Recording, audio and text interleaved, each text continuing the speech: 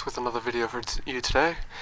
Today we're having a video discussion, more or less, about what's coming new to Warframe. Don't know why I had a bunch of F's there in my wording. New update that's going to be releasing in autumn of 2018 or so. That's their current planned date. The update's called Fortuna, which is actually going to be somewhat similar to the Plains of Eidolon, but instead of it being more around just Grineer and the people of Cetus, it's going to be about the Corpus, and along with that Nefanya, he's going to be returning. Been looking up on details about this stuff, and one of the new things is the Fortuna hub. It's similar to the Plains/Cetus, but instead of on Earth, it's over Venus, which will be another social hub and trading hub. And it's actually inspired heavily by Blade Runner, which is basically like a city kind of landscape sort of area thing. And along with that, you can actually make your own moas, like as a pet or something like that. And from what I can tell, something called kick guns to support fishing supplies and tranq rifles, stuff like that. And one of the new things going on there, which is, from what I can tell, highly anticipated, a K-Drive hoverboard. As the name suggests, it's basically a hoverboard for Warframe, and since like you can use it in the planes, I think that's about it right now, and obviously the hub that they're releasing, but pretty much other than that, not much details in regards to where you can use it. But you can modify it, you can put different skins on it, you can have... It's basically a new vehicle. Instead of an arc wing, it's a land-based vehicle, but it's no armaments on it, just for travel. Along with that is this story. They have a whole new story for Fortuna. It's, as I said earlier, about the Corpus, and things, and along with stuff like Solaris United, a rebel faction working to liberate the people of Fortuna from Corpus debt slavery. Similar to the parent sequence from what I can tell, but other than that, not much goes from that. The leader of the Corpus colony is Nefanya, from, if you ever played the Nidus quest, Nidus is the Warframe that you get from it, called the Glassed Gambit. That quest had Nefanya in it. He was basically trying to steal the people of Myconia, and yeah, so you had to go into the index, basically play his version of a little game, and win the people back. Eventually, he cheated and put the game against you. Then you had to go back, break the system, and go back and get the Myconian people fully back. Along with the story of it is also Fortuna hunting, which is basically animal hunting in the place of Fortuna. Or it says here on the website PC Games N. No, I'm not sponsored. It says one of the key new features in Fortuna is animal hunting, or conservation rather, as you'll only be tranquilising animals in order to save them from the Corpus and save the species. To save each species, you'll need a specific lure and a tranq rifle, both of which you can buy from the business in Fortuna's hub area. When it comes to hunting in Warframe Fortuna, you'll first have to find some droppings, which you'll be able to analyze for clues that you can use to track the animal further. Next up, you need to find some footprints and follow them, while clues like flattened or chewed plants will tip you off further. When you start to get very close, you'll hear a mating call that is unique to each species. This is where you use your lure to mimic the call of the animal you're hunting. This takes the form of a minigame in which you use your mouse to copy the pitch of the mating call.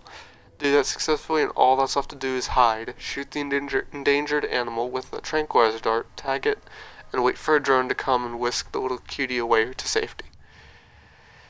Apparently in Fortuna they also have spiders, which are very gigantic, but in a sense, they also look like Corpus walkers or stuff like that. They're basically giant Corpus walkers.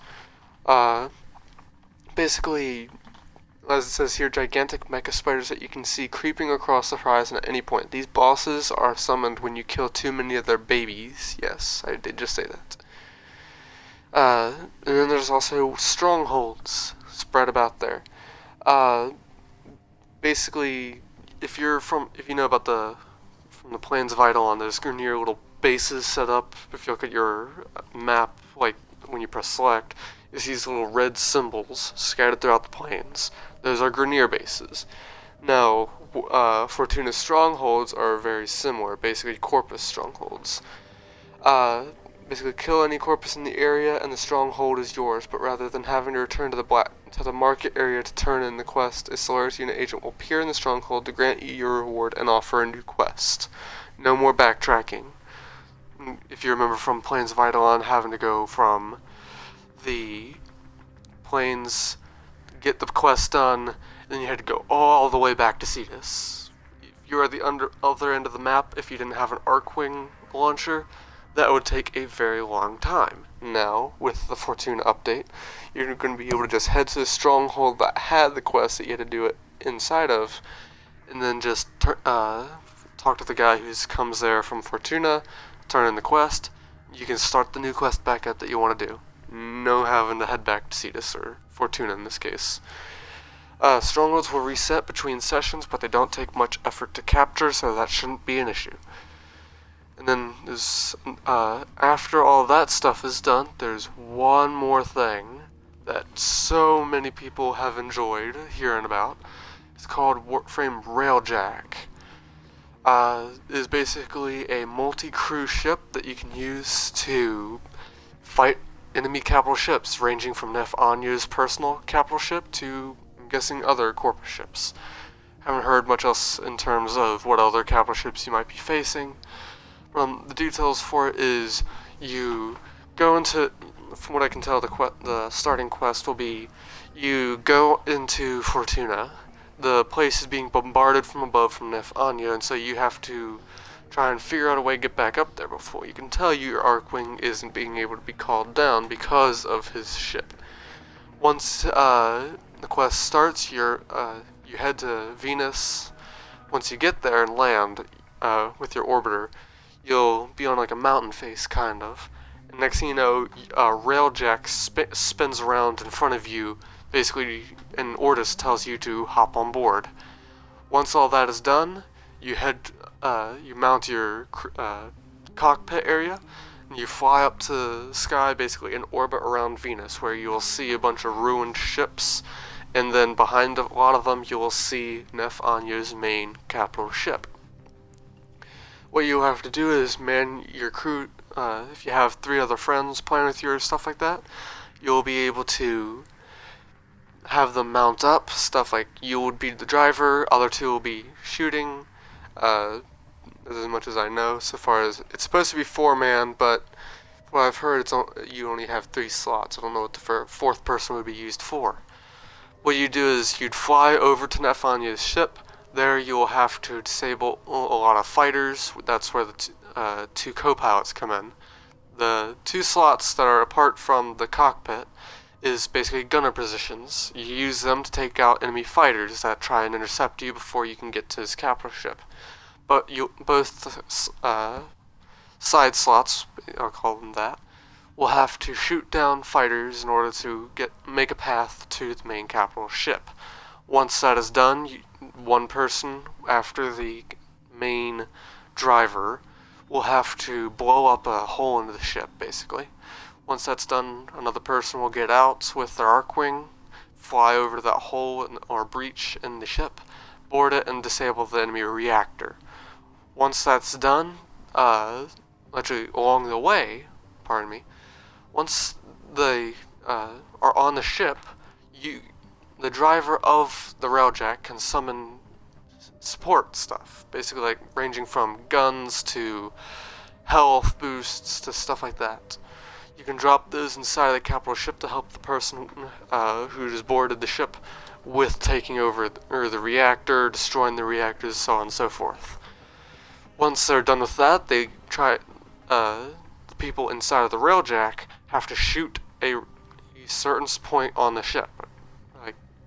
It's a little bit further back, but other than that, I do not know. Details later, basically. Once they destroy the reactor fully, along with destroying the outside portion of the reactor, the person who is on the inside of the capital ship will have to run, basically haul ass out of there. If you're looking inside the ship, like if you're the person inside of it, you will see the ship blowing apart from the inside. So you will have to be hauling ass, getting out of there as fast as you can. But once you get out, it'll transition to a cutscene, and you'll see the person who was in the arc wing fly into your ship. And then after that, your ship will transport away, where you'll see the capital ship in ruins after that.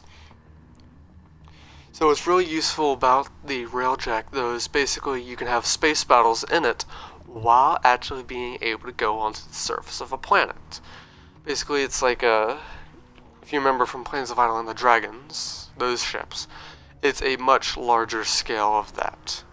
It's your own personal four-man ship. They'll allow you to either use Mega Railgun, which is if you turn on weapons to max, you'll be able to destroy a lot more heavily armored vehicles, including the capital ship. You'll be able to destroy the reactor from the outside after the inside parts of it have been damaged. That's where that part had come in. As I said, you can fly around on the surface of, for instance, Venus, Mars, Earth. Actually, I think it's just for the planes, never mind. Like planes and Fortuna. Once you get going with that, you're settled. From what I can tell, though, Fortuna's Railjack should be late 2018. It's not revealed during the live reveal at Tenno Con 2018, so we asked the creative director when the team plans to have a build of Railjack out. As I mentioned earlier, this is from PC Games In, so don't say I'm just copyrighting anything. I'm hoping that I can get a version of it out this year. Sinclair reveals it'll probably be late in the year, but wouldn't that be a great closer to the year? A great closer to the year, sorry. We always try to do a big cinematic or dramatic update. Once the team recovers from TennoCon, we'll figure out what it's going to take to get it out to our players. Yeah. Along with just having a Railjack, you can actually customize it. From what there's also a 11-minute first look Railjack video that Warframe released on YouTube called literally codename Railjack. Their 11-minute first look at the entire Railjack scenario, how you first get it. Instead of the plans for Railjack ship customization to revolve around decking out the one ship with everything from decorations, killer schemes, and mods, to upgrading pieces of the ship like the reactor and weapons systems. Yes, you can actually upgrade the cannons of the ship and the reactor itself. I'm guessing that means how fast you can go, how quickly you can maneuver, stuff like that. That is really going to be nice to have in stuff like the planes and Fortuna. Pretty sure everybody's going to be anticipating that and loving that. And as I said earlier, with the quest line, you will be able to have your arc wing launch from your Railjack and board enemy ships. But along with that, you can be boarded yourself. Enemy capital ships will launch boarding parties to attack your ship. And once that happens, you have to clear them out of the inside of the Railjack. Once you get that done, you can head back to the cockpit and take out the rest of the enemies that you need to take out. Other than that, there's not much details to go on for the Railjack / Fortuna updates. So, as I said, that's pretty much it. Don't forget to subscribe if you all feel I'm giving out good content. Like as well. Comment if you want to have bigger discussions about this stuff, and I'll be seeing you in the next video. Peace.